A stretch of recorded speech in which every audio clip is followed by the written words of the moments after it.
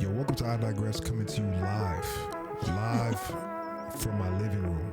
No socks on, no socks. I'm Renee. This is Jure. Today is an interesting video. I saw this today, and I got a lot of thoughts about it. It's something that I think is pretty important for all people. I'm not even gonna lie. Did you hear the story in Shreveport, Louisiana, about the dads? Yeah. So these are the dads. I guess that's the guy who started the thing. I don't know his name, but if y'all don't know, in Shreveport, Louisiana, there's a high school down there that these dads pretty much got together, and they were just like, yo, we're just gonna be at the school. Our presence is gonna be known, and the gun crime just plummeted. Like all the crazy stuff that was going on in school just evaporated. And these dudes kind of got a lot of national attention, as they should. And I think they're called Detroit 300 or something like that. Anyway. That's the same group of people? I think it's the same group The of dads. Detroit people and the Louisiana people? Shut up. I'm just asking the questions, you know? Same Same idea, same vein. It's the same Kindred idea. spirits. Is it the same people? Kindred spirits. I couldn't imagine. Oh, man. In- We're calling on all men to stand up. If you have an ounce of courage in you, if you have an ounce of fearlessness in you, we're asking you to stand up. We're not asking you, we're demanding you to stand up. Because these babies have been killed on our watch. These babies have been abducted on our watch. These babies have been accosted and victimized on our watch. So as men, it's demanded upon us to stand up. Now our question to you is, where are the uncles, the cousins, the fathers, the brothers of these victims, these babies? Where are you at? And what are you doing? A message to the game bangers. Anybody else that's engaged in a lifestyle that put babies like this and our seniors in jeopardy of their lives. We're telling you, there is no coming together with you. Yeah, man. Put that man in a flat. Put that man in a flat. You know what the craziest thing about this is you don't even realize it, but like so much of culture as a dude, this may not even be a black thing in America now. This may be like a everybody thing, but it makes you feel like you don't really have any value. You know what I mean? Like you're kind of always being told what being a man is, and then all the things that you thought being a man was. I'm like 31 is apparently toxic now. It's evil, but you kind of lose sight of the fact that it's like, yo, we are the protectors and providers. It is what it is. Like we do have a role, and we do have a value outside of being a weekend getaway or a foodie date or even just some good D, you know. That is what we're more than that. We're more than just, you know what I'm saying, the kidney poke. We are more than that. But seriously though, man, I can't tell you how much and for just how long, like just the absence of fathers and just real black men in our communities, how devastating that is.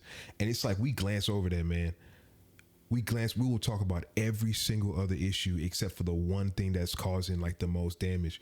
Yo, you can't have order, structure, and community without men, man. Without strong men leading. And it's getting harder and harder to find strong men. Like, I don't even know if you can find that many of them in the church anymore. It just seems like there's an absence, a dearth of us. And I'm gonna be honest, I'm not saying it in a sense of like, oh, we need to step up per se, as much as like, yeah, a lot of us need to step up. But even more than that, it's like, I don't know how much strong men feel needed or wanted. I don't even know if men are allowed to be men in some cases, you know? I think that it all comes down to incentivization and de-incentivization. And without those incentives to do things and a lot of de-incentives to, you know, do things, nothing gets done. Like, as a dude, if I see a kid in trouble in public, they look lost or something, sorry, little nigga, I can't I can't help you, so I can be looked at like a pedophile when I return you to your parents? What? No. I look at kids like the bubonic plague. I'm like, unless I know you somebody's kid that I know, man, good luck, good riddance. Now, if somebody take you into a van, I will call the cops and take down some plates or something like that. But it's really like that sometimes, though. It's like you feel like you can't even do anything. I know you were telling me about that experience you had reffing and how powerful that was, and like how it just seemed like it was something that you don't see a lot. Yeah. Go ahead, so the people can hear you. Speaking to the mic. There's a few things I think, and I don't remember anybody's name, so it's not even that I'm trying to like keep it from anybody. I just don't know. But there was this guy. I think he's the head coach of Grissom High School here. I could be wrong, but I think so. And head men's basketball coach, and he's been doing it for like 30 million years. And he said a few words. He was pretty much saying, first and foremost, I'm a man of God, and I operate out of that. You know, Bold. Like first thing he said. Absolutely. And he said, I operate out of that, and so do my boys. And if you ever catch them not operating out of that, I want you to reach out to me personally. And I'm like, okay, Mr. Accountability, let's see what you have to say. Because I thought he was going to light us up for some reason, but he just came in with such vigor that I didn't know what to expect. But he was pretty much saying, like, he's been granted the opportunity to, like, change young men's lives and, like, introduce order to people who otherwise would not have ever experienced it. And he's played, he's coached, he's done it all. He said recently he was asked to teach, I don't remember what South American country it was, but he was asked to come out to a prison and teach the guys, different sports. Because, pretty much if you give them something to do and give them like an outlet and competition and all those things, then it pretty much brings like the crime down in the prison or whatever. Yeah. That was the idea. So he was just like, he's had that experience with young men and with like, older men and everywhere in between. And he's just like, he was just so grateful to have the opportunity. And I thought that was cool. But the thing about it is, I don't think you realize it when you're on the court playing, but refs are uncles. Mike, you can get it closer. Yeah, you don't think it's catching? You can eat it in a little bit. Yeah. I can eat it a little bit? Eat Okay. the mic. Refs are uncles. Like down to the Nike sweatsuit. Down to the Babylon 3000 barbecue and sandals. Down Amen. to the barbecue sandals. But all of them are very uncle. Like even like, and there's a lot of black guys that do it, but even like the white guys, they have that same energy and they like feel.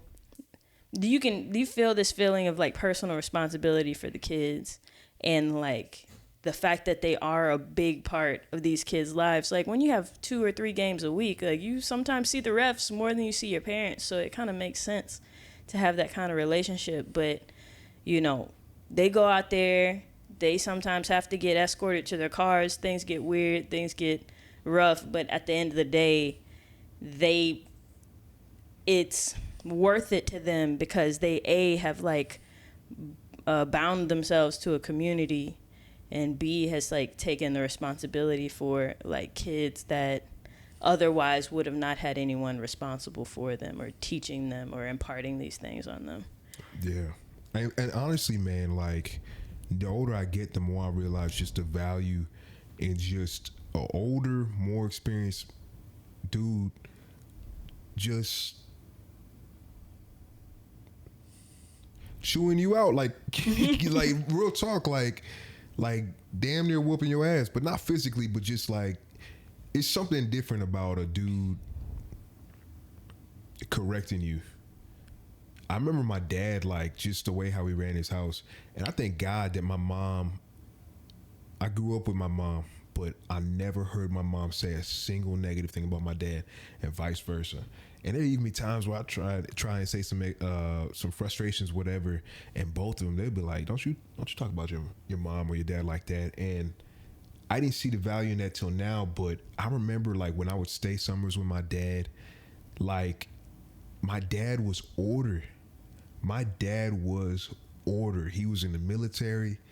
We woke up at the same time every day. We were doing corners on the bed. You know what I mean? Like he was just ordered. But like the crazy thing is my dad was fun too. Like my dad was a good time. But it was this weird thing. It's like you had a choice with my dad. You follow my rules and we can have a blast. Or you don't follow my rules and I'm whoop your ass. I'm whoop your ass. My dad would instill like, my dad had just like, he just had this kind of wild energy about him. He's like, I think this nigga is crazy. Like truly, I think this nigga is crazy. And like we used to like go to the grocery store and my dad would make us walk behind him with our hands behind our back. And he would make us do like these chants in the grocery store. And he would be like, we're looking and walking. We're looking and walking. We're looking and walking, not touching, but walking. And you have to repeat it. And now I think about it, he probably looked crazy. He had like a train of children behind him. Just, but every once in a while, you think he wasn't looking or something like that, or maybe he's looking at something else, and you just, that hand, you get that. You just want to touch something, and it's like almost like my dad had eyes in the back of his head. He used to call me a potty man. He's like, potty man. It seems to me like you have left reality, and he won't even be looking at you. And I was like, what? It seems to me that you have left reality, and you need me to take you into the bathroom. You're begging me to take you into the bathroom and bring you back to reality. And I don't want to do that. But who am I to dishonor that request? And as a kid, I did not understand what that meant, but I understood I should stop doing what I did. And it's like my dad only beat me one time. It's just he just ran a ship that it just worked. And as a young dude, you are wild. You are wild. It's like, what's the thing that buffaloes do? So when like buck around. Yeah, so like I think buffaloes, like when the males are going through puberty, the older males will like kind of form a circle, and the young bucks will just thrash in the field because there's just so much testosterone and energy.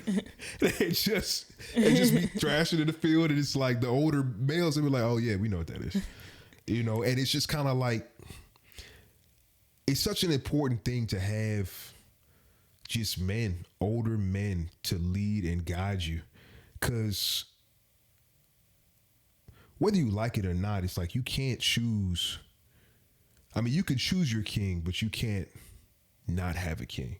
It's either you raise the young men of today to be good and just rulers of tomorrow, or they'll be crazy tyrants. It is what it is.